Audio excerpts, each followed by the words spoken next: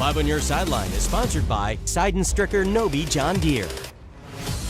Welcome into 5 on Your Sideline. I'm Corey Miller, and if you're in the mood for baseball of all levels, good blues hockey vibes, and even a little bit of rock and roll, you are in the right place. So first, let's head to the high school diamond. We're going to stop by CBC, check in on the cadets who came into today, down their two top pitchers, but trying to win district still. CBC has already won a football and basketball title this school year, and the baseball team knows a championship is the standard for cadet athletics.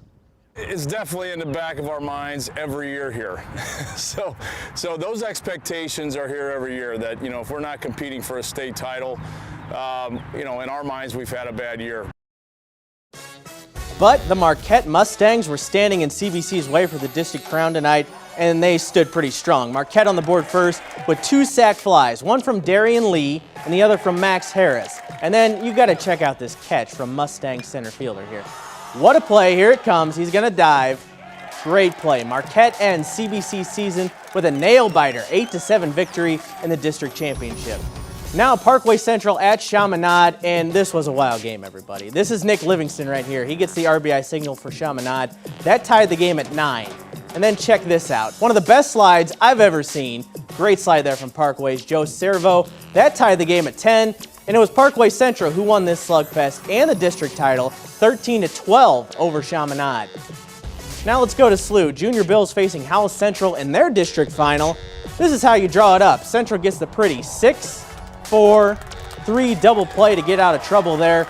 Runs were hard to come by in this one. Central thought they'd get one on this sneaky suicide squeeze.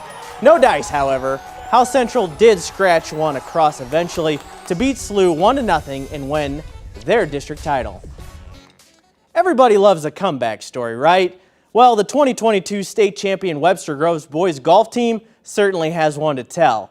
The Statesmen finished 3rd last year and had high hopes for this year, but Webster was 12 strokes back after the first day of play at the state tournament. No problem.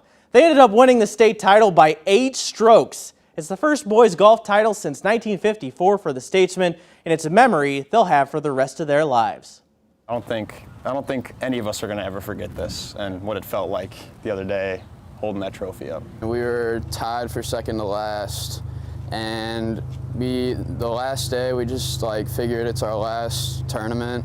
Might as well have fun with it, but we all showed up and played really well. Like my grandpa was telling me, he won 5 state championships as a coach.